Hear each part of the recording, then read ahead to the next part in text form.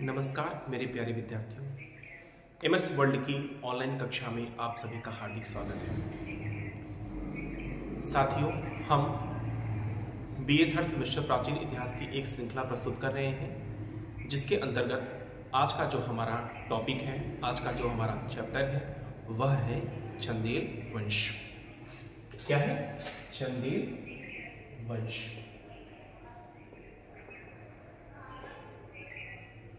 इसके पहले के जो भी विषय पढ़ाए गए हैं उसको आप भली भांति समझ लिए होंगे, भली भांति उसका अध्ययन किए होंगे, और उसी कड़ी में हम आगे बढ़ते हैं और देखते हैं कि चंदेल वंश कहाँ पर था, कौन था, कैसे इसकी स्थिति उत्पन्न होती है और कैसे जो है यह उत्तर भारत की राजनीति में अपना प्रभाव छोड़ने में सफल होती है। ठीक है, तो चंदेल वंश, आखिरकार ये चंदेल वंश कहाँ पर स्थित था, इसकी जो अवस्थिति थी वो किस क्षेत्र पर थी। तो आपने पढ़ा होगा कि जो है प्रतिहार वंश का जो शासन क्षेत्र होता है वो क्या होता है, एक समय आता है कि उत्तर भारत के लगभग सभी क्षेत्रों पर प्रतिहारों का आधिपत्य जो होता है वो स्थापित हो जाता है। ठीक है, और उस स्थापना में जब प्रतिहारों का पतन प्रारंभ होता है तो ठीक उसी के बाद जो है उसके जो अन्य छोटे छोटे सामंत होते हैं वो भी क्या होते हैं, अपनी स्थिति को मजबूत बनाना प्रारंभ कर देते हैं, और उसी कड़ी में कई सारे छोटे छोटे अन्य राजवंशों का उदय होता है। मतलब कि ये जो स्थिति बनती है ये पूरा क्या था, एक समय आता है कि यहाँ पर प्रतिहारों का आधिपत्य स्थापित हो जाता है, और फिर हम देखते हैं कि उसके अधीन जो छोटे छोटे शासक होते हैं, जो छोटे छोटे सामंत होते हैं, है ना, वो क्या करते हैं, अपने आप को स्वतंत्र घोषित करने लगते हैं। कब स्वतंत्र घोषित करते हैं? जब प्रतिहारों के उत्तराधिकारी कमजोर हो जाते हैं। उसी समय जो छोटे छोटे अन्य यहाँ के राज्य होते हैं, क्षेत्र होते हैं, वो अपने आप को स्वतंत्र घोषित करने लगते हैं, क्योंकि हम देखते हैं कि प्रतिहारों के पतन के बाद ही यहाँ पर गढ़वाल, कन्नौज पर गढ़वालों की उत्पत्ति हो जाती है, और वैसे ही यहाँ का जो क्षेत्र है वो कहलाता है बुंदेलखंड का क्षेत्र। मतलब कुछ मध्य प्रदेश और कुछ उत्तर प्रदेश के क्षेत्र को मिलाकर हम वर्तमान समय में बोलते हैं उसको बुंदेलखंड। ठीक है, ये जो एरिया होता है आपका बुंदेलखंड होता है। ठीक है, वर्तमान समय में देखते हैं कि उत्तर प्रदेश का एक ये पार्ट है बुंदेलखंड। उस समय ये इस क्षेत्र पर लगभग मध्य प्रदेश के कुछ क्षेत्रों पर और उत्तर प्रदेश के कुछ क्षेत्रों पर क्या हुआ, यहाँ पर चंदेल वंश की स्थापना हुई। इसके पहले चंदेल वंश कहाँ, इसके पहले यह किसके अधीन था ये क्षेत्र? इसके पहले यह क्षेत्र प्रतिहारों के अधीन था, और प्रतिहारों से ही इस नए वंश का उदय होता है। तो हम कह सकते हैं कि इस क्षेत्र पर क्या हुआ, चंदेलों की उत्पत्ति हुई, चंदेल वंश की स्थापना हुई, चंदेल वंश की स्थापना। ठीक है, इतना आपको समझ में आया कि चंदेल की जो अवस्थिति बनती है वो कहां पर है, तो वहां ये बुंदेलखंड के क्षेत्र पर है। अगर हम बात करें इस बुंदेलखंड के प्राचीन नाम की, तो जो इसका प्राचीन नाम था वो क्या था, जजाक भुक्ति। क्या था? जजाक भुक्ति। जजाक भुक्ति किसके नाम पर पड़ा? तो इसी वंश के तीसरे शासक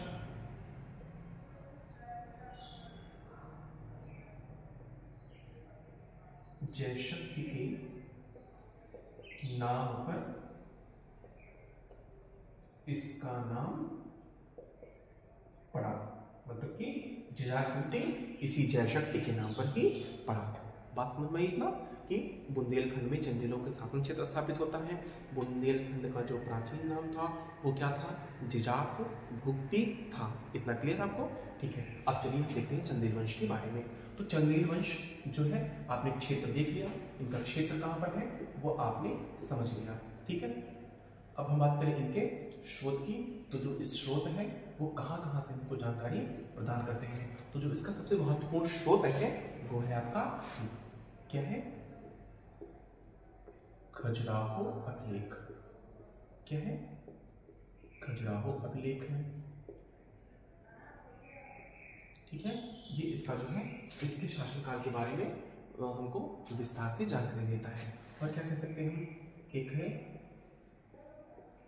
कालिंजर अभिलेख, जो क्या करता है, इसके बारे में हमको जानकारी प्रदान करता है। ठीक है, तो यह हुआ शोध की चर्चा। अगर हम बात करें इसके मूल शासक की, इसके प्रथम शासक की या इसके संस्थापक की, तो वो कौन था, हम कह सकते हैं इसके मूल शासक। मूल का मतलब होता है जो जिसने सबसे पहले स्थापना की हो। मूल शासक या प्रथम शासक या क्या कह सकते हैं, संस्थापक। ठीक है, तो वो कौन था, वो था नन्नुक। कौन था, नन्नुक।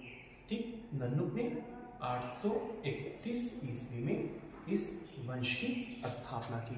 ठीक है, क्या किया, 831 ईस्वी में चंदेल वंश की स्थापना किया। किसने किया, नन्नुक ने किया। ठीक है, वेरी गुड। आगे बढ़ते हैं। अगर हम बात करें इनकी राजधानी की, तो राजधानी क्या थी इनकी, बोलिए, खजुराहो। ठीक है, क्या राजधानी थी, खजुराहो इनकी राजधानी थी। बीच में कुछ समय के लिए कालिंजर भी बनती है, लेकिन हम पाते हैं कि खजुराहो ही इनकी राजधानी के रूप में प्रयोग की जाती है। खजुराहो इनकी राजधानी बनी रहती है। ठीक है, एक बार को समझ में आया। ठीक है, क्षेत्र आपने देख लिया, इसके स्रोत देख लिए, इनको कहाँ से इसके बारे में जानकारी प्राप्त होती है, और इसके मूल शासक, प्रथम शासक की बात मैंने यहाँ पे कर लिया कि नन्नुक जो है इसका संस्थापक था। क्लियर इतना, चलिए आगे बढ़ते हैं।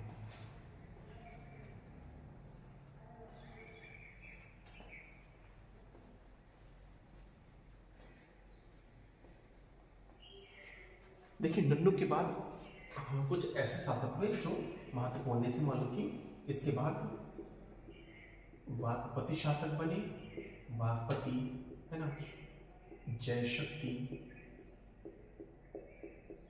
विजयशक्ति, जयशक्ति, विजयशक्ति तथा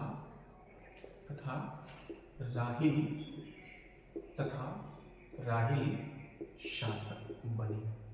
ठीक है, तो हमारे लिए ये महत्वपूर्ण नहीं है कि हम इनको विस्तार से पढ़ें। मैंने आपको बस ऐसे बता दिया ये शासक बनते हैं। जो जितना महत्वपूर्ण है मैं उसका उल्लेख करते हुए चल रहा हूँ, क्योंकि हमारे पास सूक्ष्म समय है, तो हम सूक्ष्म अवलोकन करने का ही काम कर रहे हैं। ठीक है, आगे बढ़ते हैं और देखते हैं कि जो अन्य शासक, अगला शासक हुआ वो कौन हुआ, वो था आपका हर्ष। ठीक है, कौन हुआ, हर्ष हुआ। और हर्ष ने सबसे पहले क्या किया, अगर हम इसके उपाधि की बात करें तो इसने क्या किया, इसकी जो उपाधि रही वो क्या थी,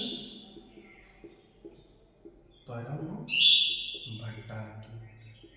ठीक है, क्या उपाधि रही, परम भट्टारकी उपाधि रही। और क्या कह सकते इसके बारे में, यह इस वंश का सर्वाधिक, यह इस वंश का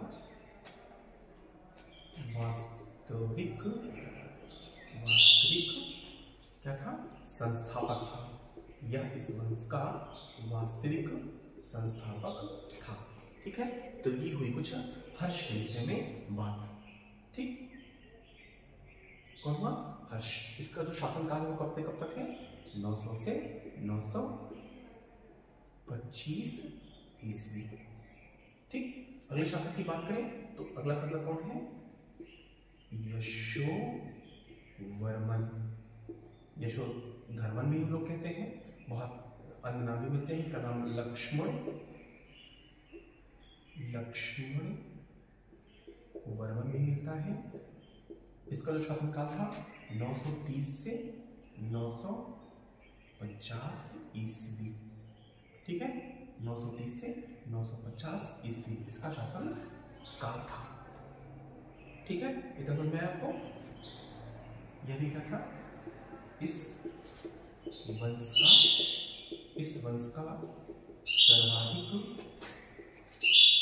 का सर्वाधिक महत्वपूर्ण शासक। ठीक है, इस वंश का सर्वाधिक महत्वपूर्ण शासक। और क्या कह सकते हैं कि इसने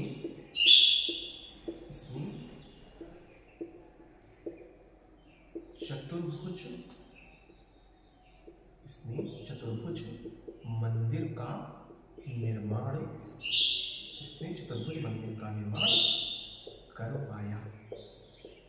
ठीक है, तो यहाँ आपके सामने एक हर्षवर्धन शासक शासक की मैंने बात किया और एक मैंने बात किया आपके यशोवर्मन का, जिसका नाम लक्ष्मण वर्मन भी मिलता है, कहीं कहीं इसको यशोधर्मन भी कहते हैं। ठीक है, इतना समझ में आया आपको? चलिए आगे बढ़ते हैं। ठीक है, इसको लिख लीजिएगा। चलिए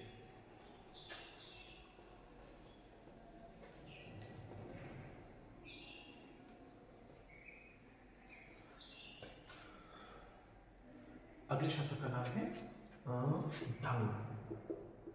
क्या नाम है? धन। इसका जो शासनकाल है वो क्या था वहां पे? 950 से लेकर 1002 ईस्वी, ये क्या था?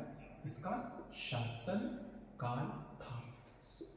इसके बारे में, इस शासक के बारे में जो महत्वपूर्ण बातें हैं वो क्या है कि इस वंश का सर्वाधिक शक्तिशाली, इस वंश का सर्वाधिक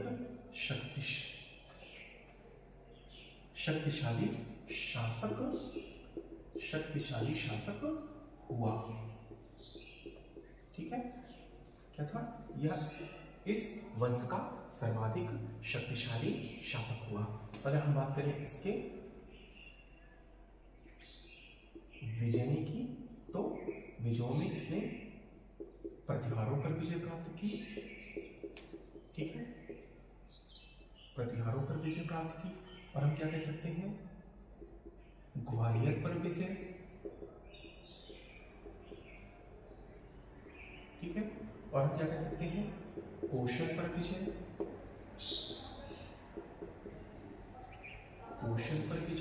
और क्या कह सकते हैं हम? कुंतल पर विजय, और सिंघल पर विजय। सिंघल मतलब श्रीलंका पर। ठीक है, ये क्या है? उसके कुछ महत्वपूर्ण विजय है। तो आप इसको हेडिंग्स के रूप में, ये शासक आपके लिए महत्वपूर्ण है और यह एग्जाम में आ सकते हैं, तो इनको आप हेडिंग्स के रूप में प्रयोग कर सकते हैं अपने एग्जाम में। ठीक है, चलिए आगे बढ़ते हैं। अगर इनकी सांस्कृतिक उपलब्धियों की बात करें, हेडिंग बनाया गया हम सांस्कृतिक उपलब्धियां। तो सांस्कृतिक उपलब्धियों में क्या थी कि इसने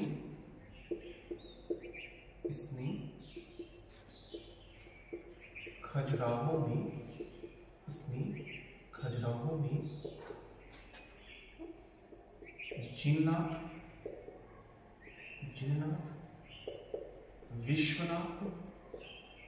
जिननाथ विश्वनाथ तथा वैद्यनाथ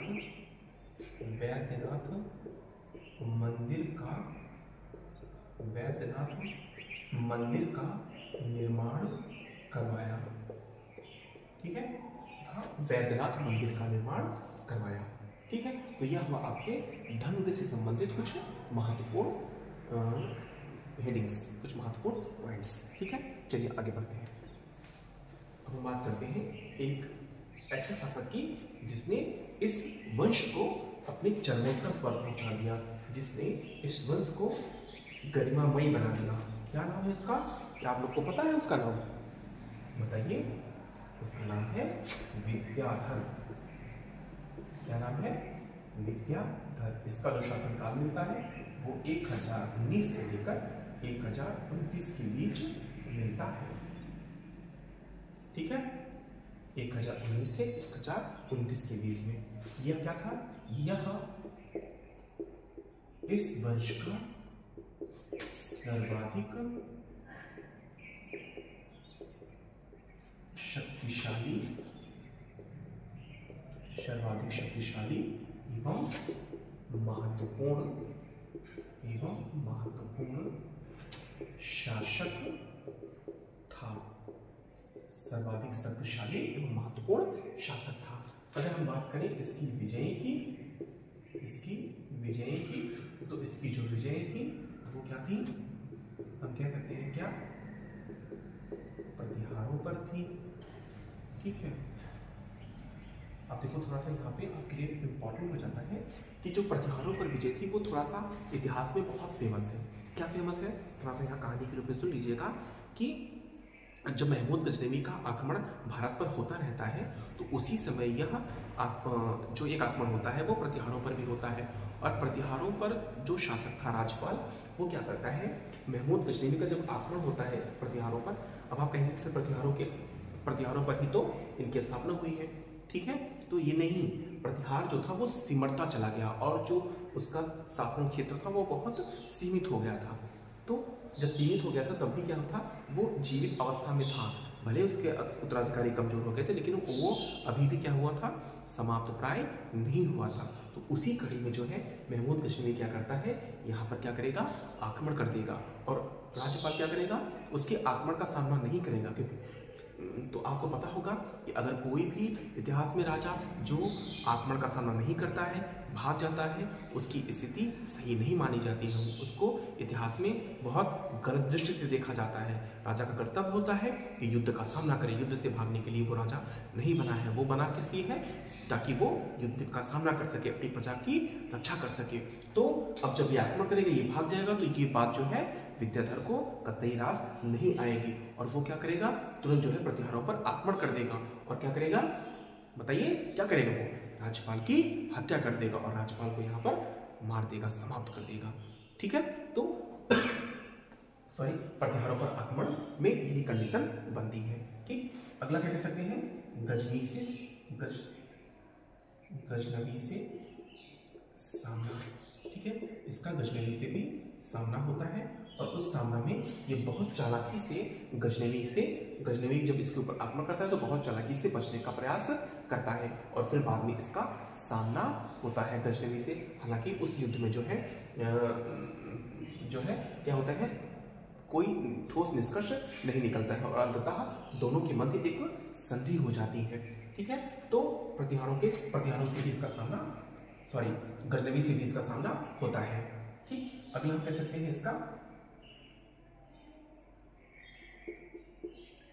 भोज से सामना। ठीक है, और क्या कह सकते हैं, गांगेय देव से सामना। ठीक है, ये कुछ उसके महत्वपूर्ण विजय थी। ठीक, इतना आपको समझ में आया। चलिए आगे देखते हैं।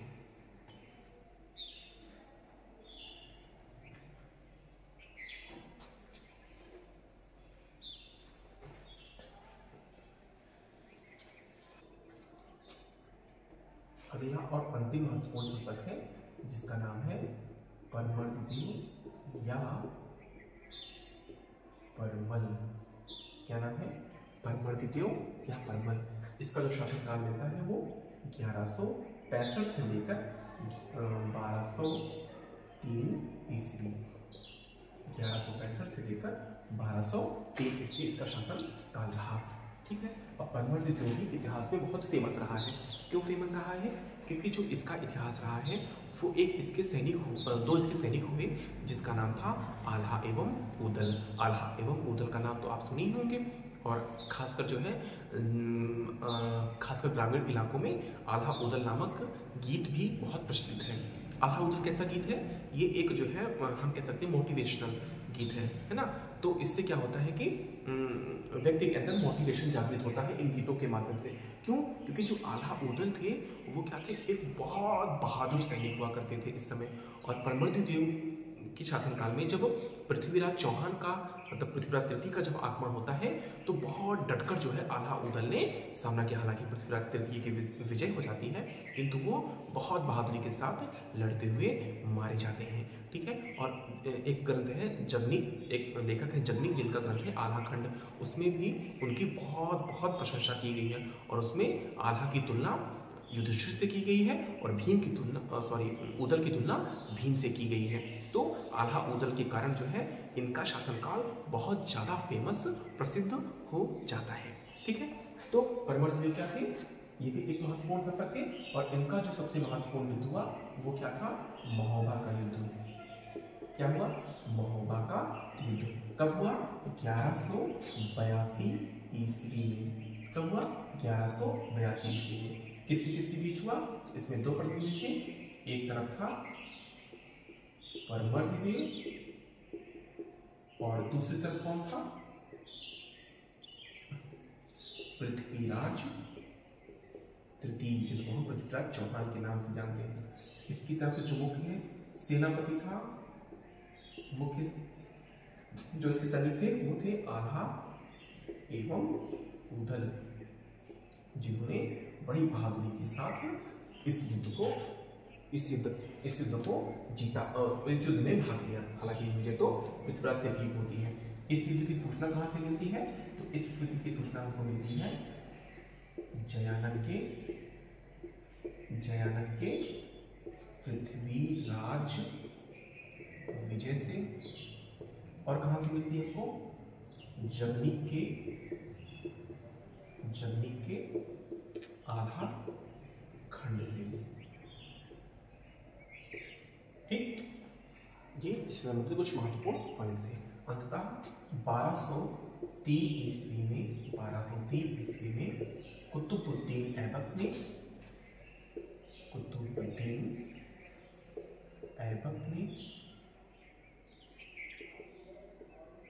इस